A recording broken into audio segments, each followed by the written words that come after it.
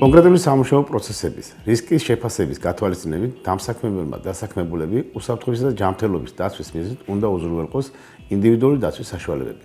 დამსაქმებელმა ინდივიდუალური დაცვის საშუალებების ნუსხა უნდა განსაზღვროს დასაქმებულების პროფესიული გათვალისწინებით და დასაქმებულებს მიაწოდოს ინფორმაცია მათი გამოყენების ზოგადი წესის შესახებ. დამსაქმებელმა დასაქმებულებსა და სხვა პირებს უსასაკრებლოდ უნდა მიაწოდოს ინდივიდუალური დაცვის საშუალებები.